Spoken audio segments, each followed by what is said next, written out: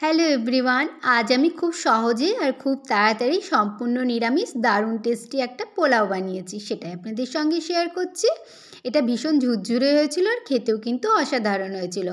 এর জন্য আমি একটা ছোট বাটির মাপে 1 বাটি বাসমতি চাল নিয়ে এগুলো 2-3 বার জল পাল্টে ধুয়ে নিয়েছি। তারপরে জল দিয়ে আমি ভিজিয়ে রেখে দিলাম এক সাইডে ঢাকা দিয়ে। আর একদিকে ওভেনে প্যান বসিয়ে গরম করে দিয়ে দিলাম 1/2 চামচ গোটা জিরে, 1/2 চামচ মৌরি, আর 12টা মতো দিলাম গোলমরিচ, আর 2টো ছোটো এলাচ, 2টো লবঙ্গ, একটা দারচিনির টুকরো, আর একটা ছোটো টুকরো দিয়ে দিয়েছি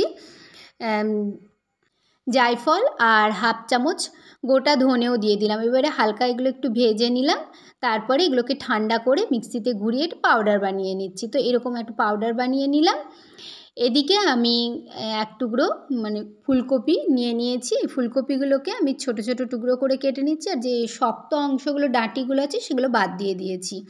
তো তাতে তাড়াতাড়ি সেদ্ধ হয়ে যাবে ফুলকপিগুলো। তো এরকম ছোট ছোট করে কেটে নিলাম ফুলকপিগুলো। আর একটা আলু নিয়ে নিয়েছি এই মিডিয়াম সাইজের। এই আলুটা খোসা ছাড়িয়ে এরকম ঠিক পাতলা পাতলা করে কেটে নিচ্ছি।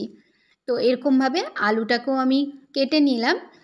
এবারে আলুটাকে ধুয়ে নিচ্ছি। তারপরে এদিকে আমি কিছুটা সয়াবিন নিয়েছি, এগুলো আমি গরম জলে সেদ্ধ করে নিয়েছি। তারপর সয়াবিনগুলো জল চেপে আমি নিয়ে নিয়েছি, জল বের করে নিয়েছি সম্পূর্ণ সয়াবিন থেকে। এবারে ওভেনে কড়াই বসিয়ে দিয়ে দিয়েছি 3 চামচ মতো রিফাইন্ড অয়েল। অয়েলটা গরম হয়ে গেলে এতে কয়েকটা কাজু বাদাম আর কিশমিশ আমি তেলের মধ্যে দিয়ে ভেজে নিলাম। তারপরে এই সেদ্ধ করে রাখা সয়াবিনগুলো তেলের মধ্যে দিয়ে সামান্য একটু লবণ দিয়ে সয়াবিনগুলোকে লাল লাল করে ভেজে তুলে রাখছি। এদিকে আবারও আমি দিয়ে দিলাম 3 চামচ মতো রিফাইন্ড অয়েল। তারপরে এতে দিয়ে দিলাম সামান্য গোটা জিরে আর একটা তেজপাতা 2টো টুকরো করে দিয়ে দিলাম। এগুলো ভাজা ভাজা হয়ে গেলে যে কেটে রেখেছিলাম ফুলকপিগুলো সেগুলো দিয়ে একটু ভেজে নিচ্ছি। ফুলকপিগুলো একটু হালকা নাড়াচাড়া করার পরে এতে আমি দিয়ে দিলাম কেটে রাখা আলুগুলোকেও ফুলকপির সঙ্গে নাড়াচাড়া করে নিলাম। তারপরে এতে দিয়ে দিলাম 1/2 চামচ লবণ আর একটা ছোটো টুকরো আদা এরকম গ্রেট করে দিচ্ছি। আদাটা গ্রেট করে দেওয়ার পরে আমি এতে দিয়ে দিচ্ছি 2টো কাঁচা লঙ্কা 2টো চিড়ে দিয়েছি। এবারে আমি এগুলোকে একটু লাল লাল করে ভেজে নিচ্ছি।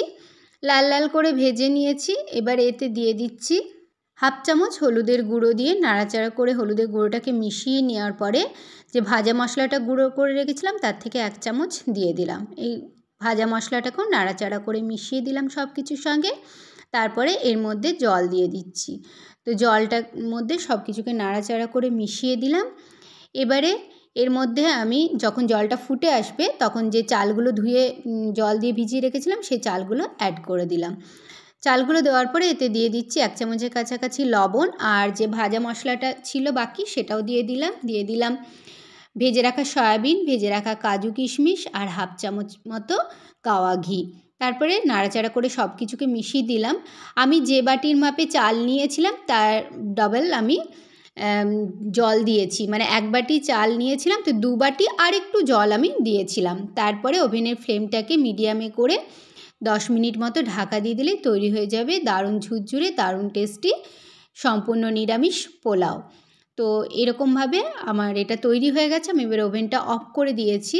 তো আলুগুলো দেখুন খুব সুন্দরভাবে সেদ্ধ হয়ে গেছে, আর ফুলকপিগুলোও ছোটো ছোটো করে কাটা ছিল, ভেজে নিয়েছিলাম। তো সব কিছু সুন্দরভাবে সেদ্ধ হয়ে গেছে, পোলাওটা একেবারে রেডি। এর সঙ্গে খাওয়ার জন্য আমি একবারে সিম্পল একটা রায়তা তৈরি করে নিচ্ছি। এর জন্য নিয়ে নিলাম টক দই, সামান্য একটু লবণ, 1/2 চামচ মতো চিনি আর 1/2 চামচ গোলমরিচের গুঁড়ো।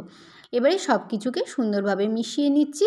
তো যেহেতু পোলাওয়ে মশলা দেওয়া আছে তার জন্য এতে আমি আর কোনো রকম মশলা আমি অ্যাড করলাম না রায়তার মধ্যে। তো এরকমভাবে দেখুন ঝুরঝুরে পোলাও আমি প্লেটে সার্ভ করে নিলাম। তো আপনারা এরকমভাবে খুব সহজেই বাড়িতে সম্পূর্ণ নিরামিষ পোলাও বানিয়ে নিতে পারেন। ছোট বড় সকলেরই ভীষণ ভালো লাগবে খেতে। Please do like, comment, channel, subscribe to my channel. Thank you.